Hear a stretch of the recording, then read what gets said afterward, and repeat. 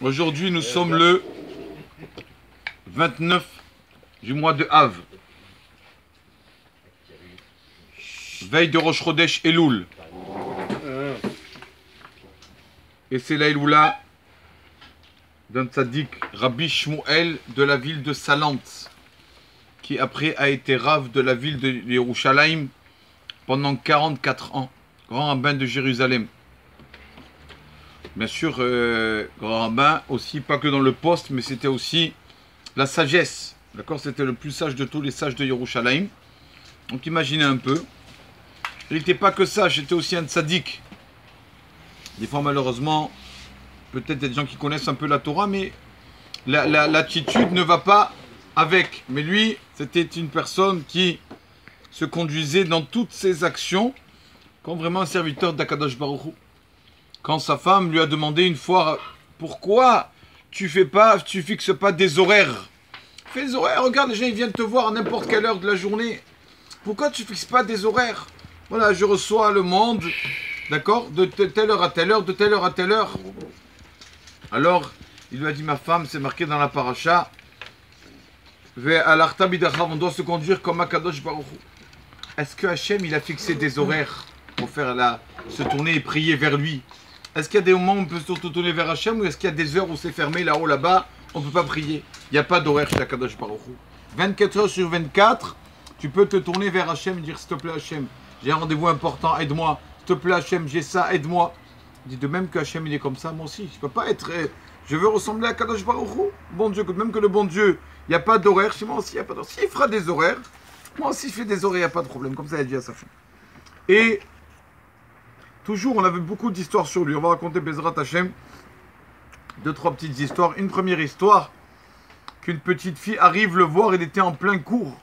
En plein shiur de Torah, en plein cours. Il voit la fille qui arrive avec le poulet. Avant, vous savez, c'était fréquent, on faisait l'abattage du poulet à la maison. C'est un problème de cache-route, est-ce que le poulet est cachère ou pas? On a amené ça au Rav de la ville. Ce qui dit le Rav, c'est cachère ou pas. On lui amène ce poulet. Et il voit la fille avec le poulet, il arrête le coup, il dit, oui, ma fille, qu'est-ce qui t'arrive? Elle dit, maman m'a demandé de venir vous amener ça, Rabbi. Est-ce que ce poulet est cachère ou pas?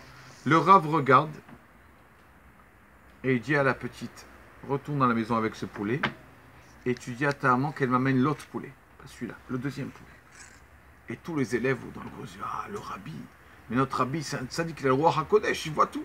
Comment il sait qu'il y a un deuxième poulet? Et comment il sait que ce... Comment il sait?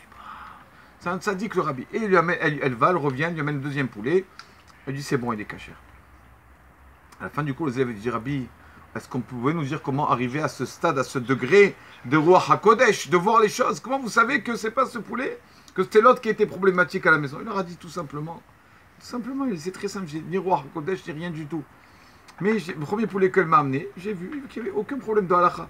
Tout était bien caché, il n'y a aucun problème qui s'est posé. Donc sa mère a dû se tromper de poulet. Donc, j'ai envoyé, je lui ai dit, amène-moi l'autre poulet. C'était l'autre poulet, en effet, c'était le deuxième poulet. J'ai vu qu'il y avait un problème au niveau des poumons. Et donc j'ai dit, vu que c'était caché, c'est tout. C'est pas que je vais voir HaKodesh. Encore une histoire, très belle histoire sur lui.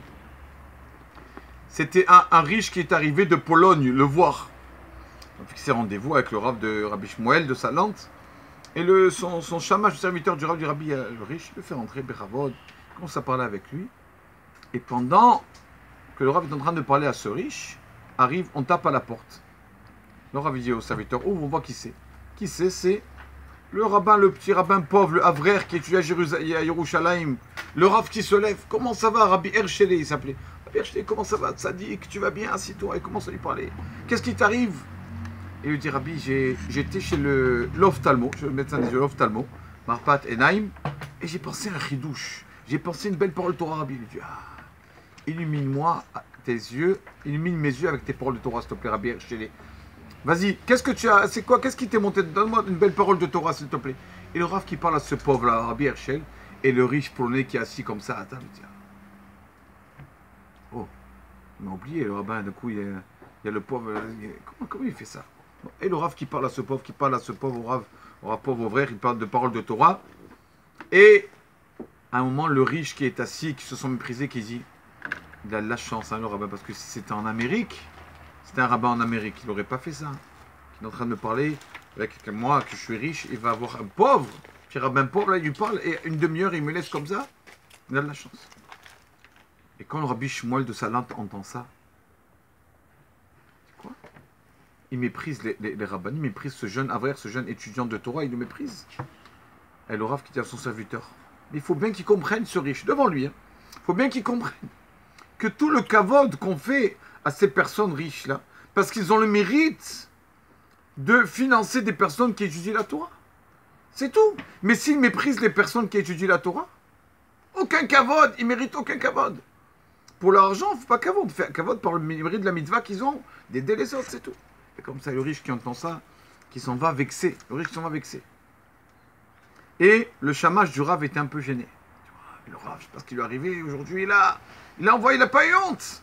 Il va voir le riche à l'hôtel à Jérusalem, il lui dit, écoute, excuse-moi, je ne sais pas ce qui est arrivé au Rav et tout. D'habitude, il ne dit pas les choses comme ça, comment on dit, ouvertement.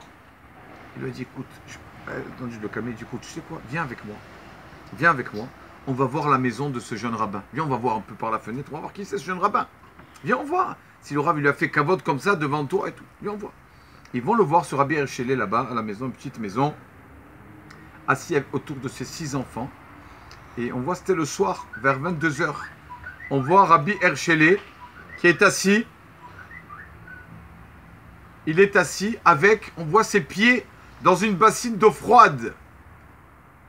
Et les 6 enfants autour de lui, il leur donne à manger. Et lui, il est en train d'étudier. Et le petit qui dit, papa, pourquoi tu mets l'eau froide? Il lui a dit, parce que j'ai peur de m'endormir, mon fils. Je ne veux pas m'endormir quand je dis la Torah.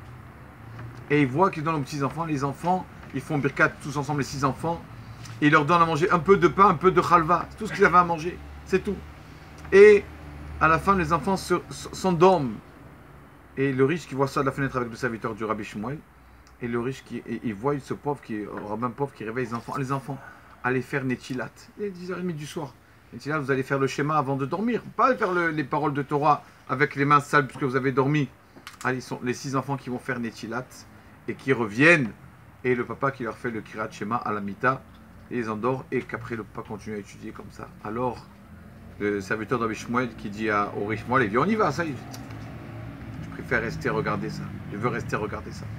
Il regarde. Le lendemain, il repart chez Rabbi Shmuel et lui dit, pardon Rabbi, j'ai méprisé une personne comme ça, une personne qui étudie la Torah, quel mérite. Maintenant je comprends, quand je finance des endroits d'institution de Torah, c'est ça qui me donne du mérite. Mais sans ça, c'est pas l'argent qui me donne du mérite, c'est que le mérite de cette mitzvah. Rabbi, donnez-moi une chose pour faire teshuva.